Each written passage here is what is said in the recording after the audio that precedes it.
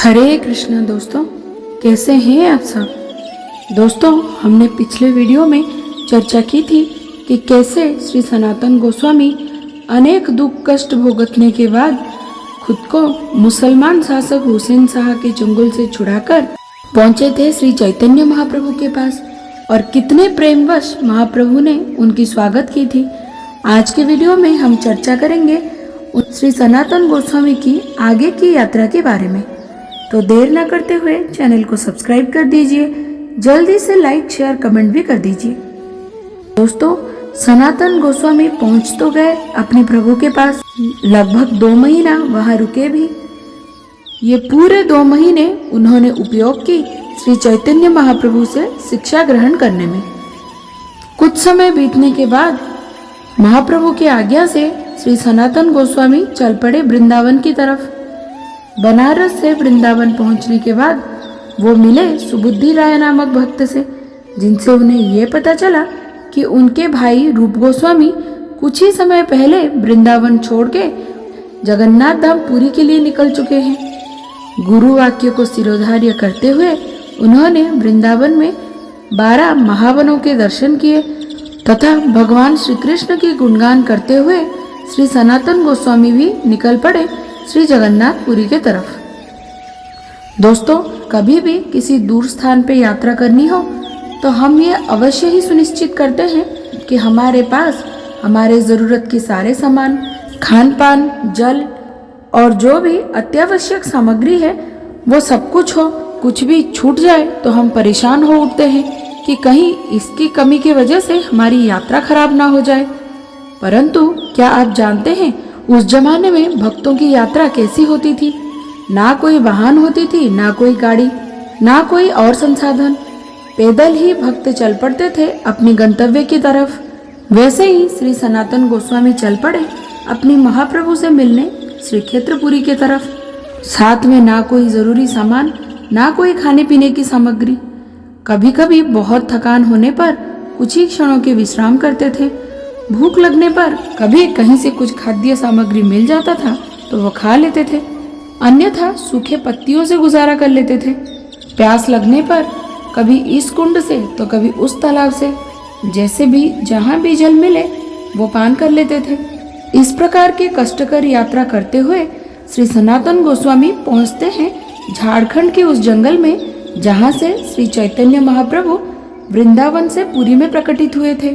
चलते चलते श्री सनातन गोस्वामी स्मरण कर रहे हैं अपने प्रिय महाप्रभु के लीलाओं के बारे में कि कैसे श्री चैतन्य महाप्रभु जब इस जंगल में यात्रा कर रहे थे तब जंगल के जानवर तक अपनी हिंसकता छोड़कर हरिनाम लेने लगे थे। बड़ा ही अद्भुत और मनमोहक दृश्य था वो। लोगों ने देखा कि शेर और हिरन, नेवला और सांप एक साथ घूम रहे हैं। घूम क्या रहे हैं, अपितु एक दूसरे को आलिंगन भी कर रहे हैं और नृत्य भी कर रहे हैं और बड़े ही भक्तिपूर्ण भाव से श्री चैतन्य महाप्रभु के संग हरिनाम के कीर्तन में लगे हुए हैं।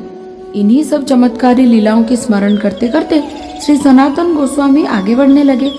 परंतु दुर्भाग्यवश खान पान में अव्यवस्था के कारण श्री सनातन गोस्वामी रोगग्रस्त हो जाते हैं। धीरे धीरे ये रोग उनके पूरे शरीर में फैल जाता है और उनके शरीर से दुर्गंधमय रक्त के साथ साथ पस भी निकलने लगते हैं। इसीलिए यात्रा काल में जो भी उन्हें देखता मदद करने के स्थान पर उनसे दूर हो जाता था। बड़े ही कष्टकर परिस्थिति में अपनी शरीर की अत्यंत पीड़ा के साथ श्री सनातन गोस्वामी पुरी में पहुंचे। परंतु यहाँ पहुंचते ही उन्हें और एक दुखद समाचार प्राप्त हुआ कि उनके सबसे छोटा भाई श्री अनुपम गोस्वामी देहत्याग कर चुके हैं और उनके दूसरे भाई श्री रूप गोस्वामी कुछ ही समय पहले जगन्नाथपुरी छोड़कर वृंदावन की तरफ वापस चले गए हैं। अब श्री सनातन गोस्वामी करे तो क्या करे। इतने कष्टकर परिस्थिति में भी उनको एक सांत्वना थी कि वो श्री हरिदास ठाकुर के संग प्राप्त करते थे।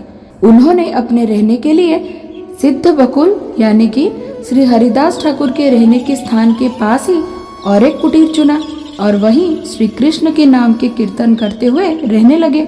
हरिदास ठाकुर दिन भर में 3 लाख हरिनाम किया करते थे और श्री चैतन्य महाप्रभु प्रतिदिन उनके लिए श्री जगन्नाथ का महाप्रसाद लेकर उनसे मिलने आया करते थे। अब उसी स्थान के पास श्री सनातन गोस्वामी भी रहने लगे हैं, तो वो हरिदास ठाकुर जी के साथ साथ रोज श्री सनातन गोस्वामी से भी मिलने आते थे। जैसे ही उनको देखते उनको कसकर अत्यंत प्रेमवश अपने गले लगा लेते थे। श्री सनातन गोस्वामी अपने परम प्रिय प्रभु को प्रतिदिन देखकर अत्यंत आनंदित होते थे, परंतु दूसरे ही क्षण में वह आत्मग्लानि में भी डूब जाते थे कि आलिंगन के फलस्वरूप उनके शरीर का दूषित रक्त श्री चैतन्य महाप्रभु के सुंदर दिव्य कांति युक्त शरीर पर लग जाता था। उन्होंने बार बार महाप्रभु को मना भी किया कि वो उनको आलिंगन ना करे, परंतु भक्त वत्सल श्री चैतन्य महाप्रभु उनकी ये बात कहाँ सुनने वाले थे। प्रतिदिन वो आते थे और बड़े ही प्रेम से उनसे गले मिलते थे। ऐसे ही समय बीतता रहा। एक दिन श्री सनातन गोस्वामी आत्मग्लानि में डूबकर ये निश्चय करते हैं कि अब उनको इस शरीर का त्याग कर देना चाहिए। अब ये शरीर कृष्ण की सेवा के लिए उपयुक्त नहीं रहा। इसके वजह से उनके श्री महाप्रभु का शरीर भी प्रतिदिन दूषित होता है। ऐसे शरीर का क्या लाभ। तो बहुत सोच विचार कर वो ये निश्चय करते हैं कि कुछ ही दिनों में रथ यात्रा आने वाली है। मैं उसी समय भगवान श्री जगन्नाथ के रथ के पहियों के नीचे अपना प्राण त्याग कर दूंगा। यह निश्चय कर श्री सनातन गोस्वामी बड़े ही व्याकुलता से रथ यात्रा का प्रतीक्षा करने लगे, परंतु भक्तवत्सल श्री चैतन्य महाप्रभु से भक्त के मन की बात कभी छुप सकती है? नहीं ना। एक दिन महाप्रभु जब श्री सनातन गोस्वामी से मिलने आए, उन्होंने बड़े ही घुमा फिरा कर पूछा कि सनातन, क्या ये सत्य है कि तुमने अपनी आत्मा और शरीर श्री कृष्ण को पूर्णतः समर्पित कर दिया है? तो सनातन गोस्वामी अपना सम्मति देते हुए बोलते हैं कि हे प्रभु, आप पूर्णतः सत्य बोल रहे हैं। मैंने अपना सब कुछ भगवान श्री कृष्ण को ही समर्पित किया है। फिर श्री चैतन्य महाप्रभु उनसे पूछते हैं कि अगर यह सत्य है कि तुम्हारा शरीर और आत्मा भगवान श्री कृष्ण का है, तो तुम्हारा क्या अधिकार बनता है कि तुम दूसरे की संपत्ति पर अपना हक जताओ और उसे नष्ट करने का सोचो। ये बात सुनकर श्री सनातन गोस्वामी हैरान रह जाते हैं और सोचने लगते हैं कि महाप्रभु को कैसे ज्ञात हुआ कि मेरे मन में ये बात चल रही है। उसके बाद श्री सनातन गोस्वामी आत्महत्या का विचार त्याग करते हैं और पूर्णतः भगवान श्री कृष्ण की सेवा में खुद को समर्पित कर देते हैं। कुछ ही दिनों में श्री चैतन्य महाप्रभु के कृपा से वो पूरी तरह से रोग मुक्त हो जाते हैं और फिर से गुरु आज्ञा से चल पड़ते हैं वृंदावन की तरफ। दोस्तों, भगवत सेवा के अलावा श्री सनातन गोस्वामी अपने जीवन यापन के लिए माधुकरी किया करते थे। पूरे दिन में अपने नियमानुसार वो 3 गृहस्थों के पास जाते थे। वहां से जो भी खाद्य पदार्थ मिलता था उसी से वो अपना गुजारा कर लेते थे। एक दिन ऐसे ही भिक्षा करने के लिए वो पहुंचे दामोदर चौबे नाम के गृहस्थ के घर में। जैसे ही चौबे माताजी ने दरवाजा खोला, श्री सनातन गोस्वामी की दृष्टि पड़ी एक अति अद्भुत, अति मनमोहक मदन गोपाल के विग्रह पर। परंतु वो ये देख के हैरान थे कि वहां पर मदन गोपाल की कोई पूजा नहीं हो रही थी, अपितु बच्चे उनके साथ खेलते थे। उन्होंने ये भी देखा कि चौबे माताजी दातून करते करते दातून के पिछले वाले हिस्से में अपनी चूल्हे पे खीर पका रही थी तथा अन्य खाद्य सामग्री भी। वो ये सोच के अत्यंत दुखी हुए कि यही भोजन भगवान श्री मदन गोपाल को भोग लगता है और वो इस प्रकार से यहाँ पर रहते हैं। तो तुरंत ही श्री सनातन गोस्वामी ने पूरे चौबे परिवार को इकट्ठा किया और उन्हें बताया कि कैसे उन्हें भगवान श्री मदन गोपाल की पूजा करनी चाहिए। इसके बाद संतुष्टि के साथ वो चल पड़े अपने कुटीर की तरफ। परंतु रात्रि काल में जब वो शयन कर रहे थे तो भगवान श्री मदन गोपाल उनके स्वप्न में आते हैं और उन्हें कहते हैं कि क्या तुमसे मेरी खुशी बर्दाश्त नहीं होती? क्यों तुमने उनको सारे विधि विधान के बारे में बताया? अब वो लोग पूरे रीत नीत के साथ मेरी पूजा तथा मेरी अन्यान्य सेवा करने की प्रयास कर रहे हैं। अब मुझे वहाँ पे वो रस नहीं मिल रहा है जो मुझे पहले मिला करता था। चौबे माताजी मुझे अपने बच्चों की तरह देखती थी और उनके बच्चे मुझे अपनी भाई की तरह, परंतु तुमने सब कुछ बिगाड़ दिया। ये कहकर श्री मदन गोपाल अदृश्य हो जाते हैं। उधर चौबे माताजी के स्वप्न में भी आते हैं और बोलते हैं कि माता, आपके पास तो अनेकों संतान हैं, परंतु जो बाबा आपके घर भिक्षा मांगने आज आए थे उनका कोई भी संतान नहीं है। कृपया आप मुझे उन्हें दे दीजिए। अब मैं उनके साथ रहना चाहता हूँ। अगली सुबह जब श्री सनातन गोस्वामी भागे दौड़े श्री चौबे जी के घर पहुँचते हैं और उन्हें ये बताने की प्रयास करते हैं कि जिस तरह से भगवान पहले रहते थे उन्हें वैसे ही रहने दिया जाए, कोई भी विधि विधान रीत नीति की कोई आवश्यकता नहीं है। परंतु ये क्या, जैसे ही वो चौबे जी के घर पहुंचते हैं तुरंत ही चौबे माता जी उनके हाथ में मदन गोपाल के विग्रह को सौंप देते हैं, ये कहकर कि अब महाप्रभु आपके द्वारा सेवित होना चाहते हैं और अपने स्वप्नादेश के बारे में बताते हैं। श्री मदन गोपाल को अपने साथ लेकर अत्यंत प्रसन्नता के साथ श्री सनातन गोस्वामी वापस लौटते हैं अपनी कुटीर में, उन्हें वहां स्थापित करते हैं तथा प्रतिदिन उनको भोग लगाकर उनका पूजा अर्चना करते हैं। श्री सनातन गोस्वामी माधुकरी किया करते थे।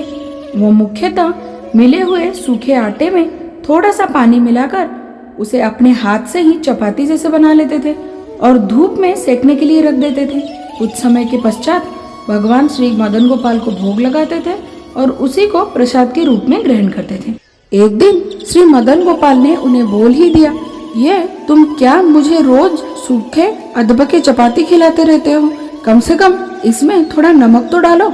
कहाँ मैं पहले इतने सारे पकवान खाता था और कहाँ तुम अब मुझे बिना नमक के सूखे रोटी खिला रहे हो। ये सुनकर श्री सनातन गोस्वामी मुस्कुराते हुए बोलते हैं कि मुझे पता ही था आप ये जरूर बोलेंगे। अभी आप नमक के लिए बोल रहे हैं, कल आप 56 भोग के बारे में बोलेंगे। मैं ठहरा सन्यासी, मैं कहाँ से ये सब लाऊंगा, इसीलिए आपको जो भी चाहिए आप खुद उसका बंदोबस्त कर लीजिए। तो दोस्तों, ऐसा था भाव श्री सनातन गोस्वामी और भगवान श्री कृष्ण में। भगवान ये देखकर दुखी होते थे कि उनका परम भक्त इस प्रकार अधबके चपातियां खाकर दिन भर गुजारा करते हैं। इसीलिए मदन गोपाल ने शुरू की अपनी लीला। पास में ही एक व्यक्ति अपनी नाव में बहुत सारा सामान लादकर व्यापार के लिए जा रहा था। संयोगवश उसका नाव रेत में फंस जाता है। नाव को छुड़ाने में नाकाम होकर वो पास की सनातन गोस्वामी की कुटीर में जाता है और उन्हें हाथ जोड़कर निवेदन करता है वो उसकी सहायता करे।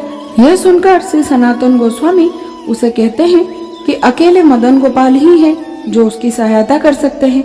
अब वो व्यापारी अपने हाथ जोड़कर तथा शीश झुकाते हुए भगवान श्री मदन गोपाल के सामने बैठता है, हाथ जोड़कर उसकी सहायता करने के लिए प्रार्थना करता है। महाप्रभु की कृपा से उस रात को मूसलाधार बारिश होती है। बारिश के वजह से सारे रेत धुल जाते हैं और उसका नाव मुक्त हो जाता है। सुबह ही वो व्यक्ति अपना नाव लेकर व्यापार के लिए चला जाता है। कुछ ही दिनों बाद वो वापस आता है और भगवान श्री मदन गोपाल के लिए एक भव्य मंदिर का निर्माण करता है तथा अन्य सेवाओं के लिए भी सारे व्यवस्था कर देता है। अब सनातन गोस्वामी अत्यंत प्रसन्न होते हैं कि अब उनके आराध्य की सेवा में किसी भी प्रकार की समस्या नहीं होगी। इस तरह से दिन बीतते जाते हैं। धीरे धीरे श्री सनातन गोस्वामी वृद्ध हो जाते हैं। अपने नियमानुसार वो रोज गिरि गोवर्धन की परिक्रमा किया करते थे, परंतु अत्यंत वृद्धावस्था के कारण धीरे धीरे उनका शरीर इस कार्य को करने में असमर्थ हो रहा था। एक बार परिक्रमा करते करते वो गिर पड़े। तुरंत ही न जाने कहां से एक अत्यंत सुंदर गोपाल बालक आया और उन्हें बोला कि बाबा, अभी आप प्रतिदिन गिरिराज की परिक्रमा करना बंद कर दो। आप अत्यंत दुर्बल हो चुके हो, ये आपके स्वास्थ्य के हित में नहीं है। जब श्री सनातन गोस्वामी ने उस बालक की तरफ देखा तो उनके मन में एक अद्भुत रोमांच का संचार हुआ। कुछ भी ना कहते हुए वो वहाँ से उठ खड़े हुए और अपने कुटीर के तरफ चल पड़े। कुछ दिनों पश्चात फिर से एक बार सनातन गोस्वामी परिक्रमा करते करते गिर पड़े। फिर से वही गोपाल बालक अचानक कहीं से आ गया और पुनः बोलने लगा कि बाबा, मैंने आपको मना किया था ना कि आप परिक्रमा ना करें, परंतु आप मेरी बात सुनते ही नहीं। अब श्री सनातन गोस्वामी फिर से उस बालक की तरफ देखते हैं और कुछ भी ना कहते हुए अपनी कुटीर की तरफ चले जाते हैं। उस रात को वो गहन सोच में डूब जाते हैं कि कौन है ये बालक जो मुझ बैरागी को भी दिन भर अपने बारे में सोचने पर मजबूर कर रहा है। सोते जागते बैठते मुझे क्यों उस बालक का मुख दिखाई देता है। जब से उसे देखा है मेरा मन, मेरा हृदय मेरे काबू में ही नहीं है। कहीं वो मेरे परम भगवान श्री कृष्ण तो नहीं है। अगली बार मिलूंगा तो इस बात की सत्यता जरूर परख लूंगा। ये सोचकर श्री सनातन गोस्वामी हर रोज गिरिराज की परिक्रमा करने लगे। फिर से अपनी खराब स्वास्थ्य के कारण वो उसी स्थान पर गिर पड़े और उन्हें पुनः दर्शन हुआ उस गोपाल बालक का। अब उसे देखते ही श्री सनातन गोस्वामी उसके हाथ पकड़ लेते हैं और बोलते हैं, मैं जानता हूँ आप कौन है, कृपया आप अपने स्वरूप में आइए और दर्शन देकर मुझे धन्य कीजिए। ये कहकर वो उन्हें साष्टांग प्रणिपात करते हैं और जब वो उठते हैं तब उस बालक की जगह वो अपने आराध्य परम भगवान श्री कृष्ण को मुस्कुराते हुए खड़े देखते हैं। अब कान्हा ने उन्हें कहा कि सनातन, बार बार मैं तुम्हें मना करता हूँ, फिर भी तुम क्यों प्रतिदिन गिरिराज की परिक्रमा करने की जिद पे अड़े हो। ये सुनकर हाथ जोड़ते हुए श्री सनातन गोस्वामी कहते हैं कि हे प्रभु, गिरिराज मेरे प्राण हैं। जब तक मैं जीवित हूँ गिरिराज की परिक्रमा करना मैं बंद कैसे कर सकता हूँ। ये सुनकर भगवान श्री कृष्ण एक छोटे से पत्थर पर अपने चरण कमल के छाप छोड़ते हैं और उसी को श्री सनातन गोस्वामी को देते हुए कहते हैं कि इस शिला का पूर्ण परिक्रमा गिरिराज की पूर्ण परिक्रमा के साथ समान है। इसीलिए आज के बाद रोज तुम गिरिराज की परिक्रमा करने के वजह इसी शिला का परिक्रमा कर लेना। ये कहकर भगवान वहाँ से अदृश्य हो जाते हैं और बड़े ही प्रेम, बड़े ही भक्ति से श्री सनातन गोस्वामी उस शिला को अपने साथ अपने कुटीर में ले आते हैं। जब तक श्री सनातन गोस्वामी इस भौतिक संसार में रहे तब तक उन्होंने प्रतिदिन उस शिला की परिक्रमा की तथा भगवान श्री कृष्ण के भजन में लीन रहे। तो दोस्तों, ये था श्री सनातन गोस्वामी की जीवन वृत्तांत और उनके अनेकों चमत्कारी लीलाएं। आपको ये कथा कैसी लगी कमेंट सेक्शन में मुझे जरूर बताइए। मिलते हैं अगले वीडियो में और एक परम भक्त की कथा के साथ। तब तक के लिए हरे कृष्णा।